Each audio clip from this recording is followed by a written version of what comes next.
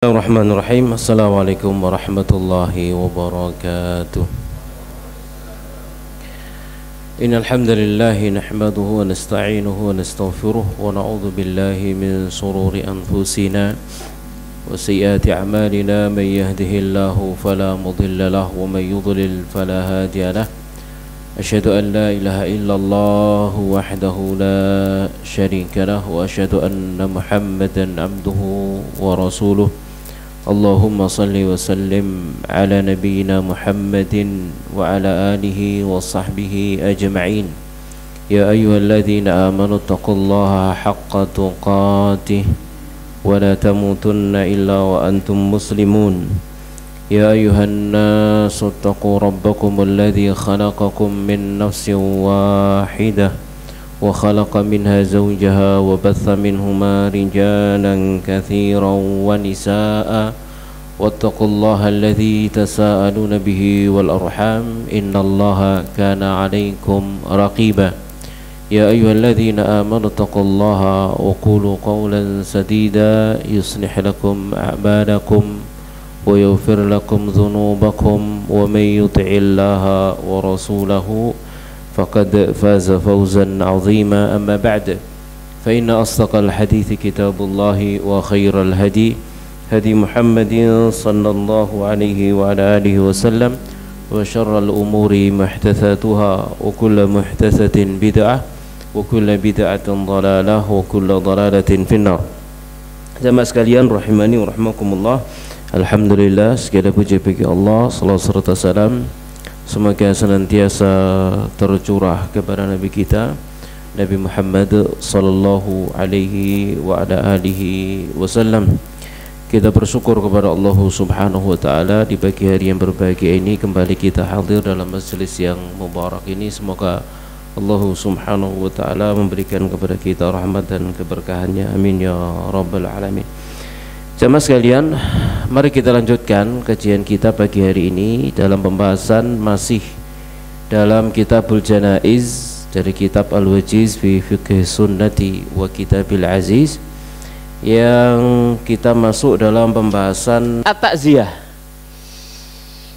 Ta'ziyah, jamaah sekalian rahmani wa rahmakumullah, disyariatkan untuk mentakziahi keluarga mayit, disunahkan untuk bertakziah.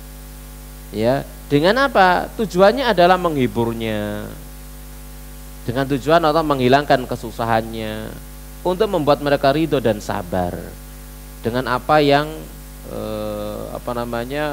telah valid dari Nabi Sallallahu Alaihi Wasallam, ya, di mana Nabi Sallallahu Alaihi Wasallam itu mengucapkan kata-kata ya kepada yang ditakziahi untuk menghibur. Takziah jangan digunakan untuk nanggap. Apa kok mati? Kenapa kok mati? Mati ini ya apa? Kapan? Nah ini seperti kalimat-kalimat itu tidak perlu. Kenapa? Itu akan mengulangi kesedihan. Tidak usah tanya macam-macam, sudah. Gitu ya. Sudah tanya misalkan ya sudah semoga bersabar, semoga yang wafat pahalanya diterima, dosanya diampuni, husnul khatimah insyaallah, semoga dirahmati oleh Allah Subhanahu wa taala, dan sampean seluruh keluarga semoga diberi kesabaran dan dapat pahala. Wis cok ditakoni matine ya opo? Kapan? Dan itu tidak perlu. Kalimat-kalimat seperti itu sebenarnya tidak perlu, ya. Nanti biasanya kan tamunya datang bergantian kan gitu ya. Ini takon nanggap maneh, cerita maneh. Kan toko maneh anyar maneh, nanggap maneh, cerita maneh. Lah kapan mari ini sedih? Ya, ngulang terus. Ya, cukup didoakan dan tidak perlu berlama-lama, kecuali diminta untuk sama tuan rumah untuk sama nujak mulai disik dikinai. Nah, enggak apa-apa. Hukum asal enggak berlama-lama. Nang segera pulang, aja berlama-lama gitu ya. Ya masalah rahmani rahmakumullahu ta'ala. Di antara yang disampaikan oleh Nabi SAW diajarkan untuk kita baca, ya, inna lillahi ma'akhad, inna lillahi ma'akhad, sungguhnya milik Allah apa yang dia ambil, walahu ma'ata, milik dia apa yang dia berikan, wa kullu syai'in indahu bi ajalin musamma, segala sesuatu di sini ada ajal yang telah ditetapkan. Isbir wahtasib, bersabarlah dan carilah pahala. Fasbir wahtasib, misalkan gitu ya, maka bersabarlah dan carilah pahala. Atau kalimat yang lain, ndak harus sampean baca pakai bahasa Arab, malah sing ditungakno gak paham. Emang ditarik mbok wis amini ae, amin mau kayak ngono. Ya, jadi pakai bahasa kita ya apa-apa. Ya, sing sabar yo, gitu ya, sing sabar yo. Yang penting ya masing-masing orang lah, terserah lah pakai bahasa apa namanya, kalimat apa. Tapi intinya adalah gitu ya, yang wafat milik Allah. Segala sesuatu adalah milik Allah, gitu ya. Yang dia ambil, yang dia berikan adalah milik Allah Subhanahu wa taala. Masing-masing orang punya ajal sendiri. Kalau sekarang dia yang wafat, kita akan menyusul, nanti kita akan menyusul dia. Ya, bersabarlah dan carilah pahala. Tapi ojo ditutukno, tak tungakno muga-muga diganti dengan yang lebih. Ojo dhisik. Baik, itu tungane sing kena musibah ya. Kita lanjutkan jamaah sekalian rahmani rahimakumullahu taala. Maka di sini dianjurkan untuk menjauhi dua perkara. Ya. Dua perkara. Sekalipun manusia melakukannya. Yang pertama apa?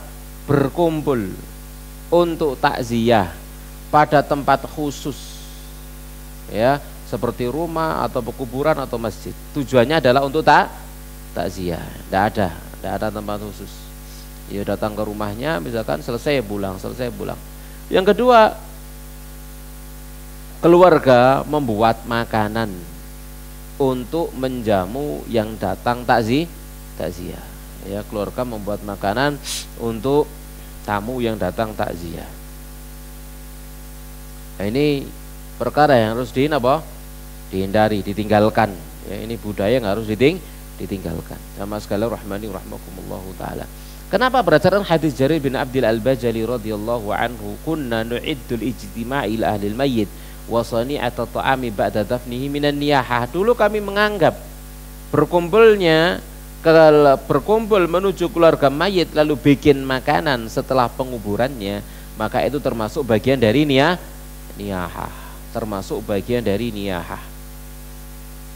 Jadi yang disunahkan, siapa yang bikin makanan? Kerabat si mayit, tetangga-tetangganya, gitu ya. Jadi yang meninggal di sini, maka yang lain itu yang bikin makanan diberikan kepada keluarga, ya, keluarga si mayit, makanan ya yang mengenyangkan mereka. Berdasarkan hadis Abdullah bin Ja'far radhiyallahu anhu, dia berkata, lamma ja'a na'yu Ja'far hina qutil, tatkala datang berita kematian Ja'far saat beliau terbunuh syahid, maka Nabi bersabda, isna'u li ali Ja'far ta'aman, bikinlah makanan untuk keluarga Ja'far, makanan. Qad atahum amrun yusghiluhum au atahum ma yusghiluhum, telah datang kepada mereka perkara yang membuat mereka sibuk. Gitu ya. Sedih, gak kober masak. Gitu ya. Akhirnya kemudian keluarga tetangga disuruh untuk bikin makanan untuk keluarga si mayit. Jangan dibalik, keluarga mayit malah bikin makanan untuk tetangga. Ini kebalik, menyelisih sunnah. Jamaah sekalian rahimani wa rahmakumullahu taala ya. Jadi tidak membuat makanan untuk siapa? Tamu takziah. Ya, tamu takziah. Secara umum seperti itu. Namun kadang jamaah sekalian rahimani wa rahmakumullah, bisa jadi tamu-tamu jauh ya, kerabat-kerabat yang jauh yo otomatis gawe panganan katanya gak mangan, nah kan gitu ya. Tapi niatnya bukan untuk yang takziah dari lingkungan, tapi yang jauh-jauh, punya kerabat jauh ya, yang jelas kemudian nanti mereka nginep ya, seperti itu ya, jelas bikin makanan ya, tidak masalah kalau seperti itu. Yang sebenarnya hal itu sebenarnya tidak ada kaitannya dengan jenazah, tidak ada kaitannya dengan jenazah, itu murni kaitannya dengan tamu, itu murni sudah. Ya, itu murni tamu, murni kerabat, tidak ada kaitannya dengan jenazah. Baik, yang berikutnya jamaah sekalian rahmani rahimakumullahu taala, kita selesaikan wis jaga DPR kula. Yaitu apa yang manfaat untuk mayit. Ya, apa yang manfaat untuk mayit? Jadi wa yantafi'ul mayyit min amali ghairihi bi umur. Mayit itu bisa mengambil manfaat dari amal selainnya dengan 3 perkara atau beberapa perkara. Yang pertama, doanya kaum muslimin untuknya. Ini manfaat. Ya, seperti dalam surah Al-Hasr ayat 10.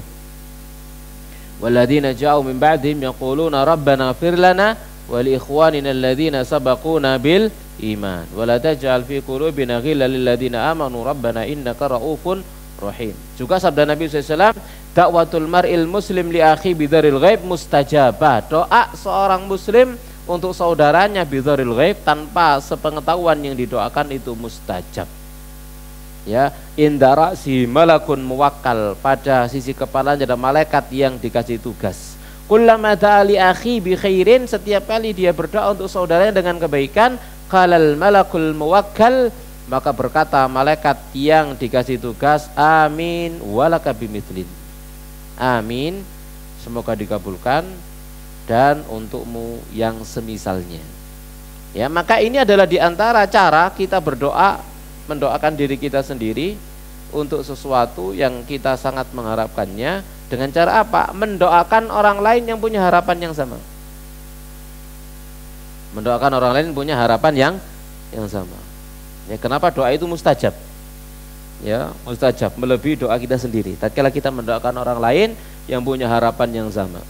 Contoh misalkan, dan ini juga pengalaman seperti itu ya. Ya, kita lama nggak punya anak, lalu ada teman yang sama-sama juga tidak punya, belum dikaruniai anak. Gimana caranya? Mendoakan dia, gitu ya. Mendoakan dia agar dia diberi putra, diberi momongan, ya. Maka malaikat berkata amin walaka bimithlin. Ya, doa kita diamini malaikat, lalu kemudian kita didoakan malaikat. Gimana kira-kira? Mana yang lebih mustajab? Kan gitu ya. Doa kita diamini malaikat, lalu kita didoakan oleh malaikat. Begitu. Ya, ini caranya agar doa kita jadi mustajab, mendoakan orang lain, ya, dengan nikmat yang sama yang kita harapkan, nikmat itu sampai kepada kita. Ya. Yang ketiga, membayarkan hutang si mayit. Ini manfaat, kalau mayit punya hutang dibayarkan hutangnya. Yang ketiga, qada'un nazar, membayarkan nazar si mayit. Ya, membayarkan nazar si mayit. Ya, nazar apa? Nazar taat, nazar kurban dibayarkan. Dia dulu pernah nazar puasa belum sempat dibayarkan. Dia dulu pernah nazar sedekah, ya, dibayarkan. Nazar wakaf ditunaikan, ya, manfaat. Yang keempat, yaitu seluruh amal solehnya anak soleh itu pahalanya mengalir ke orang tuanya. Sholatnya, puasanya, baca Qur'annya, apa saja sudah, seluruh amal solehnya anak soleh itu pahalanya ngalir ke orang tua, dengan catatan orang tua yang jadi sebab. Orang tua jadi sebab. Apakah sebab secara langsung atau sebab tidak secara langsung? Sebab secara langsung, dia ngajari anaknya sendiri sholat, dia ngajari anaknya Al-Fatihah, dia ngajari anaknya Quran, dia ngajari anaknya fikihnya, dia ngajari semua, diajari sendiri, ya sudah jelas itu. Atau tidak secara langsung dengan hartanya, gitu ya, anaknya dipondokkan, kan secara langsung, tapi dengan harta. Nah, sebab itu kemudian jadi anak soleh, ya, maka seluruh amal solehnya kembali kepada orang tua, seluruh amal solehnya, seluruh ibadahnya dari awal sampai akhir, gitu ya. Makanya kita kepada anak kita, untuk pendidikan anak kita, gak oleh medhit melekti, masya Allah, gitu ya. Harta kita bahkan apabila perlu dihabiskan untuk kepentingan agama anak kita, ya. Gak perlu nabung wis. Ya, lanjane gak ono sing ditabung. Pres-presan untuk anak, semua untuk anak. Kenapa? Itu semua kebaikan kembali untuk kita sendiri. Kapan mana nabung untuk akhirat melalui anak-anak kita.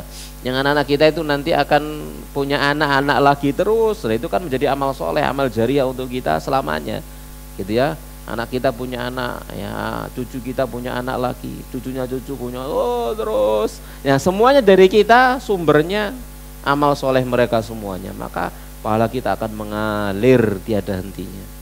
Ya, ini pentingnya ya. Kalau tidak bisa secara langsung, maka secara tidak langsung dengan berkorban harta, ya berkorban harta.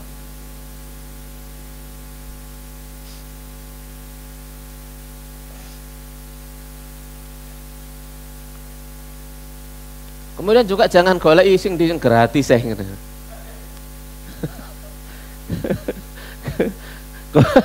Golek sing gratis lele sing gratis, masya Allah Pak nih, gratis, sampean nggak ngetokno duit apa-apa belas. Akhirin apa akhirnya? Akhirin apa akhirnya? Hah? Yang dapat siapa coba? Hah? Gurunya yang ngajar secara langsung, yang mendanai yang dapat. Sampean ngaplo.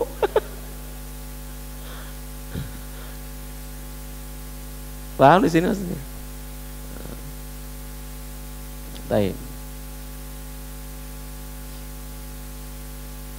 Tapi ya bukan berarti melarang gitu ya, melarang. Oh, sing gratis iki telepono kene sing gratis gak bayar plus. Ya sih kemang, teman pikir dhewe. Ya. Dipikir sendiri ya. Sama sekali rahmani rahmakumullah taala. Baik. Kita lanjutkan. Ya sebenarnya sekolah itu tidak ada yang gratis, tidak ada. Cuman sampeyan niku dibayari ngono lho. Kan ono sing gratis, tidak ada. Cuman sing gratis itu berarti ono sing bayari, itu loh. Kan ono sekolah murah, lha ono sekolah murah berarti guru nih sing subsidi. Gitu ya. Jadi pendidikan itu memang mahal pendidikan itu ya. Ya kalau misalkan sekolah gue sekolah larang-larang gitu ya. Akhirnya kemudian kita pilih sekolah yang murah-murah gitu ya. Murah-murah gak ada yang murah sebenarnya. Ya. Kita yang masuk sekolah yang murah itu berarti ada yang mensubsidi. Bisa jadi subsidinya guru-gurunya itu subsidi. Bayarannya gak sembodo belas sampai pekerjaan nih kan gitu ya. Bisa jadi anak-anak kita jadi murid-murid durhaka. Ya. Wali-wali santri durhaka, nggak memperhatikan kesejahteraan dari siapa? Guru-gurunya. Jadi seperti itu ya, nanti nggak berkah pendidikannya. Kita lanjutkan. Jamaah sekalian rahimakumullahu taala. Yang berikutnya manfaat untuk mayit adalah apa yang dia tinggalkan dari jejak-jejak kesolehan dan sedekah jariah. Ya, seperti hadis idza matal insan in qata amalu illa min talas. Jika seorang mati terputus darinya amalnya kecuali 3 perkara. Illa min shadaqatin jariyah, kecuali sedekah jariyah, ilmin yuntafa bih, ilmu yang dimanfaatkan, atau anak soleh yang mendoakannya. Ya. Sama sekali rahmani rahmakumullahu taala. Terakhir kita bahas tentang ziaratul kubur, ziarah kubur. Jadi disyariatkan ziarah kubur, tujuannya untuk mengambil manfaat nasihat untuk diri sendiri, lalu mengingat kematian dan mendoakan jenazah, mendoakan penghuni kubur. Ya, jamaah sekalian rahmani rahmakumullahu taala. Dan itu masyru', ingat ya, masyru' ziarah kubur. Jangan sampai ada orang yang sudah ngaji nggak pernah belas ziarah kubur. Terakhir kapan ziarah kubur? 10 tahun yang lalu saat belum ngaji. Nah, ini. Ya, ini keliru ya. Keliru. Kita disunahkan untuk ziarah kubur. Ziarah kubur. Jamaah sekalian rahmani rahmakumullahu taala, ya, menziarahi kubur orang tua kita, kakek kita dan seterusnya. Itu masyru' disyariatkan, tapi tidak harus menentukan apa? Hari-hari tertentu. Tidak usah. Gitu ya. Nah, apa yang diharamkan saat di kuburan? Ya, apa yang diharamkan saat di kuburan? Menyembelih untuk selain Allah haram. Ya. Menyembelih untuk selain Allah, ya. La aqra fil Islam. Qala Abdul Razzaq Ibnu Ham kanu yaquruna indal qabri bi baqaratan aw syatan. Jadi tidak ada penyembelihan ke kuburan, tidak boleh, ya. Jelas ini perbuatan syirik. Kemudian yang berikutnya adalah dari Jabir radhiyallahu taala, dia berkata, nah Rasulullah an yujassasal qabru. Tidak boleh kuburan itu dikapur, dicat. Wa an yuq'ada alaihi, kuburan tidak boleh diduduki. Wa an yubna alaihi, kuburan tidak boleh dibangun. Au yuzada alaihi, atau ditambah melebihi daripada kuburan tersebut. Au yuktaba alaihi, itu ditulis di atasnya. Jadi ini sudah nas dari Nabi Shallallahu Alaihi Wasallam ya, dalam riwayat Abu Dawud dan yang lainnya.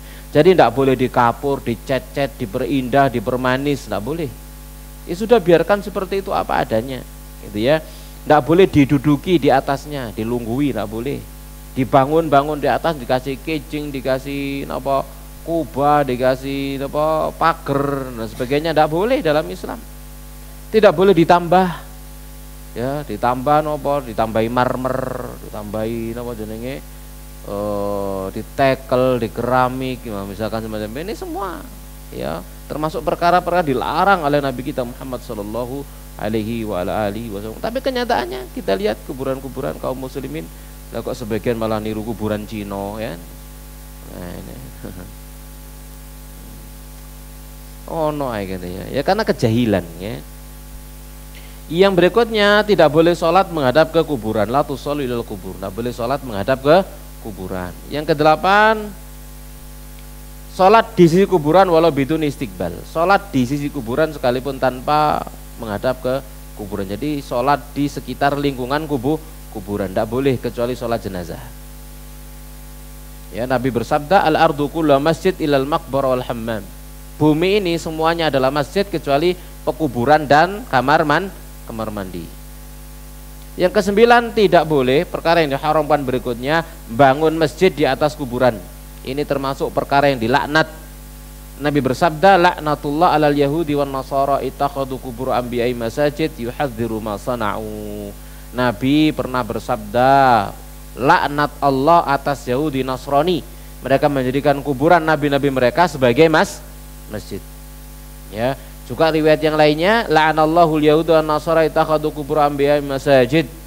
Semoga Allah melaknat orang Yahudi dan Nasrani, mereka jadikan kuburan nabi-nabi mereka sebagai masjid. Nah, ini Nabi sampaikan saat beliau sakit menuju wafatnya beliau sallallahu alaihi wasallam. Sebagai peringatan, ingat kalau aku mati jangan dibangun masjid. Ya, laknat Allah bagi menjadikan kuburan-kuburan orang soleh dan para nabi sebagai masjid, tempat ibadah. Yang ke-10, haram menjadikan kuburan sebagai tempat yang sering disinggahi, bolak-balik nang kuburan. Bahkan jadi rutinitas tiap tahun, tiap bulan, tiap pekan dan sebagainya seperti itu, ya. Dan tidak boleh. Ya. Jadi dituju pada waktu tertentu, musim tertentu untuk beribadah di dalamnya, ya.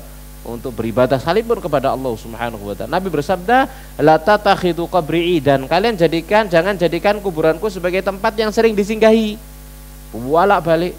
Wala taj'alu buyutakum kuburan, jangan kalian jadikan kuburan rumah kalian sebagai kuburan yang enggak pernah dibacakan Quran. Ya, wa haitsu ma kuntum fasallu alayya fa inna salatakum tablughuni. Di mana saja kalian berada, berselawatlah kepada aku karena salat kalian sampai kepada aku. Yang ke-11, safar menuju kuburan, melakukan perjalanan jauh menuju kuburan. Ini pun demikian muharram. Nabi bersabda, la tusyaddur rihalu illa ila thalathati masajid. Tidak boleh mengencangkan tali kendaraan untuk safar kecuali menuju 3 masjid, al masjidil harami wa masjidir rasuli wal masjidil aqsa. Masjidil haram, masjid Nabi Nabawi, dan masjidil aqsa, itu baru boleh safar menuju tempat yang diharapkan keberkahannya menuju sana. Ya, adapun kepada kuburan-kuburan maka tidak diperbolehkan. Yang ke-12 terakhir, belum terakhir, sebelum akhir, menyalakan lampu di kuburan. Biarkanlah kuburan itu napa jenenge? Gelap. Karena petang ya. Gelap. Ya, biarkan ya seperti itu. Ya. Tidak perlu dikasih lampu kecuali diperlukan untuk menguburkan jenazah di malam hari. Jadi hidupkan saat dibutuhkan. Enggak dibutuhkan tidak perlu dihidupkan, ya. Tab yang berikutnya yang terakhir, wis cepat aja wis. Yani kasru idhamiha, yang ke-13 ya. Yaitu mematahkan tulangnya jenazah ya. Jadi hati-hati maksudnya ya, saat di kuburan menurunkan jenazah kuburan hati-hati. Cuma nanti ngkrak ya. Nah, nomor cekrak. Nah, ini dosa. Maksudnya berdosa. Kenapa? Kasra admil mukmin maitan mithla kasri hayyan. Mematahkan tulang orang mukmin yang masih hidup sama dengan mematahkannya saat mematahkan tulang mukmin yang sudah wafat sama dengan mematahkannya saat dia masih hidup. Taib wallahu taala alam bisawab. Sampai di sini materi kita, masyaallah. Yang jam nih kok? 1 jam lebih ya? Lebih. Taib demikian jamaah sekalian, selesai berarti pembahasan kita dari Kitabul Janaiz. Alhamdulillahirabbil alamin. Taib. Sekarang kita buka tanya jawab. Ada pertanyaan enggak? Fadhal. Ada Ustaz dari WA Ustaz. Fadhal. Jika disuguhi makanan minuman di tempat takziah, apakah tidak boleh dimakan atau diminum? Dan ngelak tak enggak? Kalau memang haus, silakan diminum, tidak apa-apa. Ya, mau sekedar minum toh ya. Nah. Kemudian pertanyaan berikutnya, bolehkah apakah dianjurkan juga kepada wanita untuk ziarah kubur? Hah? Ziarah kubur Ustaz, wanita. Wanita ziarah kubur. Wanita ziarah kubur boleh karena berdasarkan keumuman hadis kuntu nahaitukum an ziyaratil kubur fazuruha. Namun dengan catatan tidak boleh sering-sering. Tidak boleh sering-sering. Nabi SAW pernah bersabda, ada 2 versi riwayat. Satu riwayat mengatakan la'anallahu zairatil kubur. Allah melaknat wanita-wanita yang ziarah kubur. Riwayat yang lainnya la'anallahu zuwaratil kubur. Allah melaknat wanita-wanita yang tukang ziarah kubur. Tukang maksudnya apa? Sering. Jadi 2 riwayat ini berbeda lafaz. Satunya melaknat wanita yang ziarah kubur secara mutlak. Satunya ngasih syarat dia yang tukang ziarah kubur. Sementara ada hadis kuntu nahaitukum an ziyaratil kuburi fazuruha, maka diadakan tarjih, maka yang rajih adalah hadis zuwarat, karena yang zairat ini secara matan bertentangan dengan perintah, gitu ya. Karena Nabi mengatakan dulu aku melarang kalian dari ziarah kubur, maka sekarang berziarahlah. Itu berlaku untuk laki-laki dan perempuan. Ya, itu hukum asal berarti laki-laki dan perempuan. Makanya kemudian diambil kesimpulan oleh para ulama, berarti yang dimaksud laknat itu sampai kepada wanita yang sering ziarah kubur. Jadi boleh dia ziarah kubur boleh, tapi jangan sering-sering. Ditambah lagi sebuah riwayat Nabi SAW melewat seorang perempuan yang sedang ada di kuburan kerabatnya atau anaknya. Lalu Nabi SAW menyampaikan kepada dia, isbiri sabarlah. Kemudian Nabi lewat. Wanita itu menjawab, engkau nggak tahu ya apa yang sedang kuhadapi. Nabi lewatnya nggak direken. Lalu ada yang mengatakan kepada wanita itu, ya yang ngomong tadi itu Rasulullah. Lalu kemudian dia buru sampai ke rumah Rasulullah SAW. Lalu Nabi bersabda, as-sabru inda sadmatil ula. Sabar itu pada hantaman musibah yang pertama. Nabi tidak mengomentari wanita itu ziarah kubur. Seandainya ziarah kubur dilarang, maka Nabi tidak akan berikan komentar tersebut, tapi akan melarang dia dari ziarah kubur. Nabi tidak melarang dia ziarah kubur, tapi hanya memberikan nasihat agar sabar, gitu ya. Jadi maka disyariatkan bagi wanita untuk ziarah kubur, tapi tidak sering-sering. Itu satu. Yang kedua, bisa menahan diri. Kalau ternyata dia begitu ndelok kuburannya bapaknya atau istrinya, suaminya atau anaknya moro langsung nangis-nangis bali wis mulia kono wis. Gak usah ziarah kubur. Karena syaratnya tadi itu sabar, gitu ya. Kemudian tidak sering-sering. Nah, wallahu a'lam bishawab. Masih ada pertanyaan apa boleh Ustaz? Jenengan ndak terburu-buru. Iya wis napa wis, takon wis. Pertanyaannya, bolehkah menanam tumbuhan atau rumput dan sejenisnya di atas kubur atau agar tidak longsor, dan yang umumnya saat ini sering kita lihat di atas kuburan ditanam-tanami sesuatu itu, apakah ada dalil yang mensunahkan itu, Ustaz?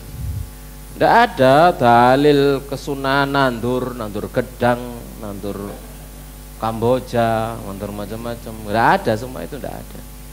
Ya, jadi kuburan itu ditandai dengan batu. Wis, tidak ada. Yang lainnya tidak ada. Jadi kalau ditanya apakah disunahkan, gak blas. Ya, apakah dibolehkan untuk nandur, nanam dan sebagainya? Maka ditanya apa maksud dan tujuannya? Supaya tidak longsor, Ustaz. Ya, apa? Supaya tidak longsor. Longsor gitu. Kemana? Ya kuburannya mungkin. Longsor kemana ya? Kan gitu ya. Kecuali kuburannya di perengan, kan ya. Nandur biar ndak longsor. Jadi nggak ada kaitannya sebenarnya. Kayak seperti itu ndak apa-apa. Ya. Tapi kalau kemudian ada pikiran begini, Nabi dulu itu ya tatkala melewati 2 kuburan, Nabi langsung belah pelepah kurma sambil mengatakan semoga azabnya dikurangi, diringankan selagi pelepah kurma ini basah terus, atau selagi kurma ini masih basah. Kalau kering, nah, kuburan nggak diringankan. Nah, cek basah terus tak tanduri pisan. Gitu ya. Pelepah kurma bisa kering, tapi lek wit-witan nggak iso. Bisa kering, basah terus kan gitu ya. Lah kalau punya keyakinan seperti itu ya bid'ah jadinya. Paham di sini ya? Jadinya bid'ah. Ya, kan dia punya keyakinan jenazah itu siksanya diringankan dengan adanya pelepah kurma, saiki ditanduri pohon Kamboja gitu ya, semacam itu, maka itu jadinya keyakinan yang bid'ah ya. Jadi tergantung gitu ya, tergantung niatnya apa. Kalau niat seperti itu ya maka tidak boleh. Kalau niatnya tengeran, maka tengeran cukup dengan batu gitu ya. Apakah ditulisi itu boleh? Ya hukum asalnya wa alla tuktaba alaih, dan agar tidak ditulisi dengannya. Namun sebagian di antara para ulama kalau hanya sekedar tulisan nama begitu saja, ya maka ringan lah begitu. Ya, tapi kalau kemudian tulisi macam-macam tulisan, bahkan tulisi syair, puisi, kan gitu misalkan begitu ya. Ini sudah ya. Atau komentar anak-anaknya semacam-macam ya. Ini sudah tidak perlu semua ya. Tidak perlu. Nah, Allah alam bisawab. Berkenaan dengan amalia ziarah kubur, Ustadz, yang kami dapati biasanya di kuburan itu membaca Al-Quran, dan ketika kita tanyakan dalilnya selalu bersandar kepada perkataan ulama yang waktu itu disampaikan bahwa Imam Syafi'i menyukai membaca Al-Quran di samping kuburan, Ustadz. Sebatas mana kita boleh menyandarkan hukum kepada perkataan ulama yang tidak disebutkan dalilnya, Ustadz, yang dari Rasulullah? Tapi Nabi SAW bersabda, la taj'alu buyutakum maqabir. Kalian jangan jadikan rumah-rumah kalian sebagai kuburan. Ya, kemudian fal yaqra fihi al-Qur'an, kama qala Nabi SAW. Jangan kalian jadikan rumah kalian sebagai kuburan, bacakan Quran di rumah kalian. Maka itu memberikan isyarat yang sangat jelas bahwasanya di rumah dibacakan Quran, di kuburan tidak dibacakan Quran. Maka kita kembali kepada Al-Quran dan sunnah Nabi SAW. Fa in tanaza'tum fi syai'in farudduhu ilallahi wa rasul. Jika kalian berselisih pendapat, maka kembalikan kepada Al-Quran, kembalikan kepada Allah dan Rasulnya. Kembali kepada Allah berarti kembali kepada Al-Quran, kembali kepada Rasul berarti kembali kepada sunnah beliau sallallahu alaihi wasallam. Kalau kemudian kita dapati satu sunnah Nabi sallallahu alaihi wasallam, maka tidak pantas bagi kita untuk kembali mengambil perkataan siapapun adanya dia. Siapapun adanya dia. Kalau kita sudah dapat hadis dari Nabi sallallahu alaihi wasallam, maka tidak boleh kita mengambil pendapat yang lain. Ya. Maka hatta kepada Imam Syafi'i misalkan, fa in qultu qawlan yukhalifu sunnata Rasulillah sallallahu alaihi wasallam fatruku qawli. Kalau aku mengatakan sesuatu yang menyelisih sunnah Nabi SAW, maka tinggalkan ucapanku. Jadi kalau misalkan kita meninggalkan ucapan Imam Syafi'i misalkan, maka itu adalah pesan wasiat beliau tatkala kita mendapatkan sunnah Rasulullah Shallallahu Alaihi Wasallam yang kemudian menyelisih pendapat beliau misalkan. Itu kan pesan beliau radhiyallahu taala anhu au rahimahullahu taala. Paham di sini? Jadi standarnya, ukurannya adalah apa? Dalilnya. Ya, seperti juga perkataan Imam Ahmad rahimahullahu taala, la tuqalliduni, jangan kalian taklid kepada aku, wala tuqallidu Malikan wala Syafi'i wala Tsauri wala Al-Auza'i fakhudhu mimma akhadhu. Ya, kalian jangan taklid kepada aku, jangan taklid kepada Malik, jangan taklid kepada Syafi'i, jangan taklid kepada Tsauri, Al-Auza'i, tapi ambil dari mana mereka mengambil. Paham di sini ya? Nah, tanpa kemudian kita menghilangkan rasa hormat kita, takzim kita kepada para ulama. Nah, Allah a'lam bishawab. Pertanyaan terakhir Ustaz. Masih boleh Ustaz? Ya.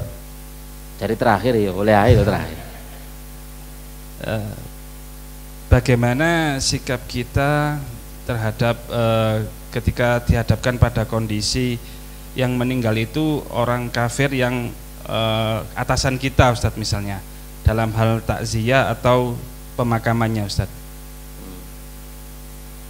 Takziah? Ya, maksudnya yang waktu pemakamannya itu Ustaz, kita kan sebagai karyawan mungkin harus tetap datang gitu Ustaz. Saat pemakamannya, karena ada ritual agama mereka, kita tidak boleh hadir. Ya, tidak boleh hadir. Lakum dinukum waliyadi. Tidak boleh hadir saat proses pemakamannya, tidak boleh hadir karena ada ritual agama mereka, mereka akan memuji Tuhan mereka. Kita tidak boleh hadir saat itu, tidak boleh datang, tidak boleh ikut mendengar dan sebagainya. Pulang sudah selesai, sudah ono sing ngubur ya wis kan gitu ya, sudah ada yang ngubur selesai, tidak boleh hadir, biar tidak boleh hadir ya masalah rahmani rahmakumullahu taala ya, karena kita ada barok, berlepas diri dari kekufuran dan ahli itu termasuk syarat daripada syarat-syarat la ilaha illallah, al kufranu minka bima siwal ulahi qad ubida ya, kekufuran kamu dari selain Allah yang diibadahi ya, al kufranu minka atau kekufuranmu, kebencianmu dari kesyirikan dan pelakunya kan begitu ya. Maka di sini tidak boleh kita menghadirinya. Tapi kalau takziah ke rumahnya, sekedar datang, menyaksikan, melihat, kemudian menyalami keluarganya, kita suruh untuk sekedar sabarlah. Kenapa kan gitu ya? Tidak mengatakan semoga Tuhan mengampuninya, karena tidak boleh, tidak boleh, gitu ya. Semoga seluruh amalnya diterima, tidak boleh. Semoga dia diampuni, tidak boleh. Cukup sabarlah. Nah, kon sabar, aku menang mau kafir, mau mukmin kan, kon sabar kan gitu ya, sama aja. Tidak apa-apa, sabarlah. Selesai ngedai. Tidak usah saya turut berduka cita. Ndak, cukup sabarlah. Wis. Semoga bisa bersabar. Tinggal kan gitu aja. Paham di sini ya? Sebentar. Sebentar. Semoga bisa bersabar ya. Jadi setelah itu selesai, kita tinggal pulang. Tapi kalau sampai kemudian mengikuti ritualnya, maka tidak ritual keagamaan mereka ya. Nanti dia akan membacakan bapak yang ada di surga, ibu yang ada di mana. Kan serepot gitu ya. Repot wis ya. Nah, nggih.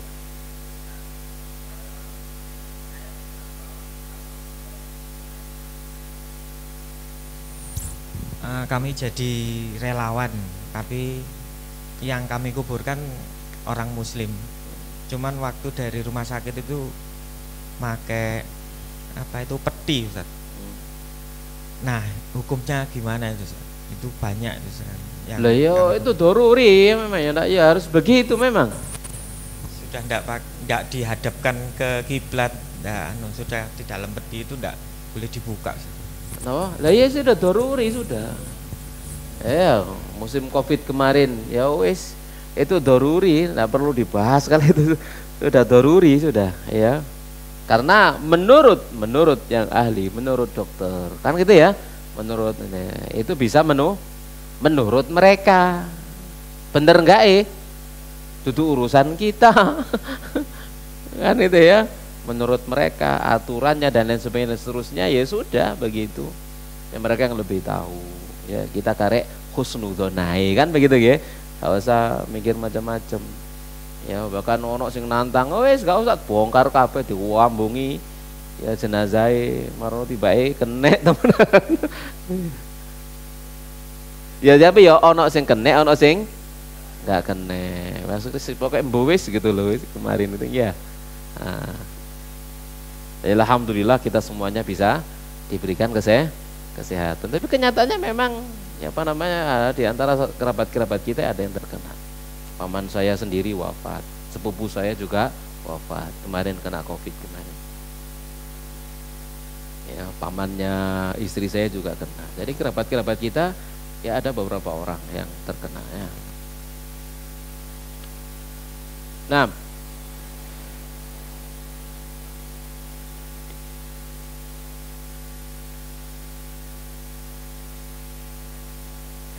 cukup? Takom ya? Cukup. Baik, demikian jamaah sekalian rahimani rahimakumullah yang bisa kita bahas, semoga bermanfaat untuk kita semuanya. Kita akhiri wassallallahu ala nabiyina Muhammadin wa ala alihi washabbihi ajma'in. Subhanakallahumma bihamdik asyhadu an la ilaha illa anta astaghfiruka wa atubu ilaik. Assalamualaikum warahmatullahi wabarakatuh.